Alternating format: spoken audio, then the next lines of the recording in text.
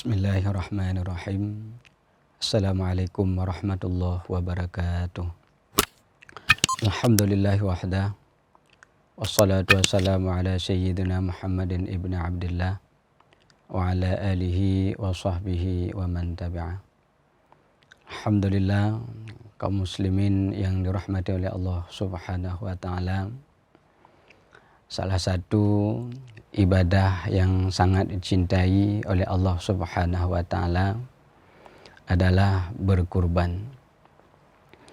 Dalam agama banyak hadis-hadis Rasulullah sallallahu alaihi wasallam yang memerintahkan kita untuk berkurban. Dan banyak juga hadis-hadis Rasulullah yang memerintahkan kita, yang menceritakan kepada kita tentang kelebihan-kelebihan berkurban. Bahkan ada Rasulullah SAW pernah menyuruh anaknya untuk melihat hewan kurban yang disembelih. Wahai Fatimah, lihatlah hewan kurbanmu, maka sesungguhnya ketika tetesan pertama jatuh ke bumi, maka Allah Ta'ala akan mengampuni semua dosa-dosamu.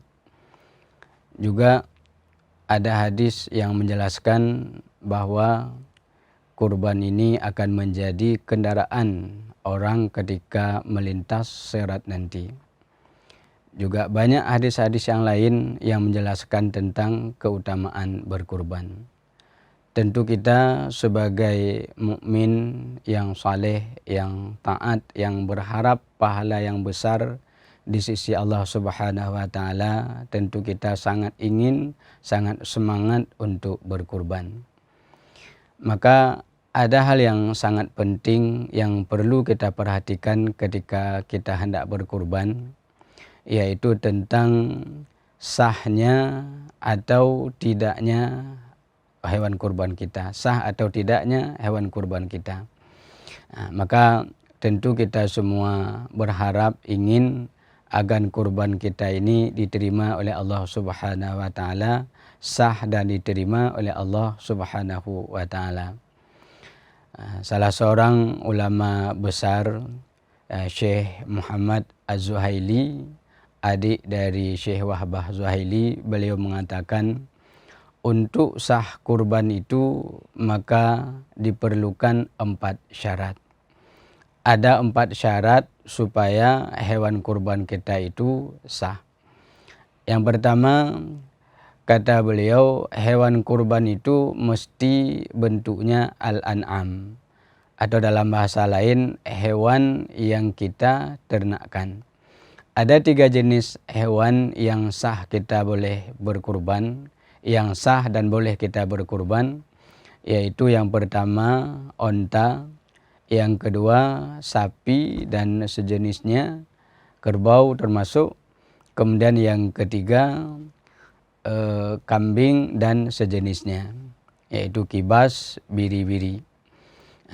Jadi di luar dari hewan ini tentu kita tidak sah berkurban, walaupun ada pendapat dari Ibnu Abbas yang mengatakan bahwa seseorang miskin itu boleh berkurban dengan seekor ayam jantan.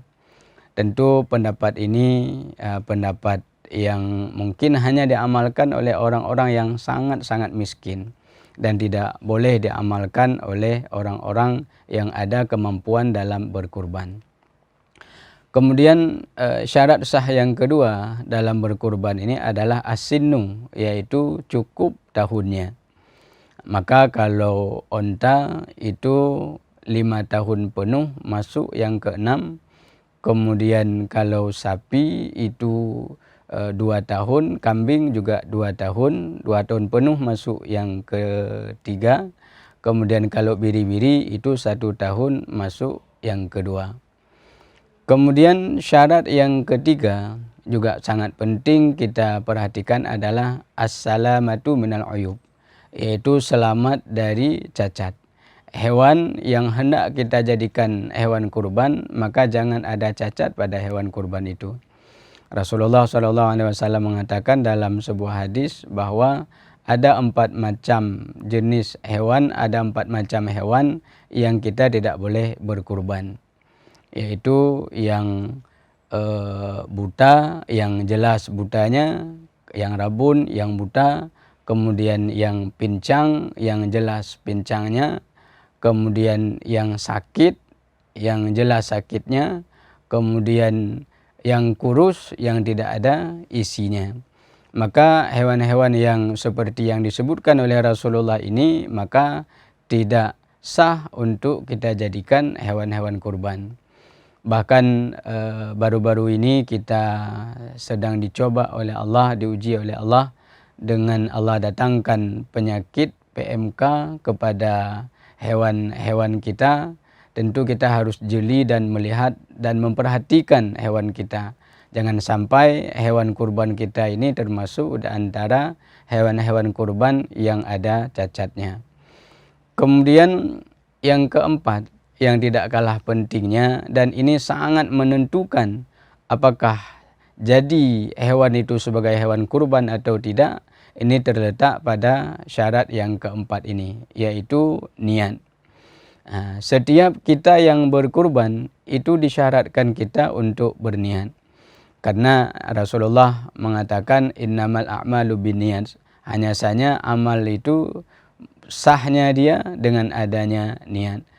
Kurban ini adalah ibadah, maka di dalam kurban mesti kita harus ada niat.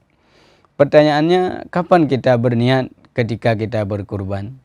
Maka ada 2 tempat niat kurban itu. Yang pertama saat kita menyerahkan kepada wakil. Kalau seandainya kita tidak mampu menyembelih sendiri, maka niatnya saat kita menyerahkan kepada panitia. Kemudian yang kedua, kalau kita bisa menyembelih sendiri, maka di saat hewan kurban itu kita sembelih. Di saat pisau sedang berjalan di atas lehernya hewan, maka di saat itulah kita memasang niat untuk berkurban. Maka mudah-mudahan Allah Subhanahu wa taala memberikan kemampuan kepada kita semua untuk berkurban. Mudah-mudahan kurban kita sah, diterima oleh Allah Subhanahu wa taala dan menjadi kendaraan kita nanti insyaallah di hari akhirat kelak. Demikian walhamdulillahirabbil alamin. Wassalamualaikum warahmatullahi wabarakatuh.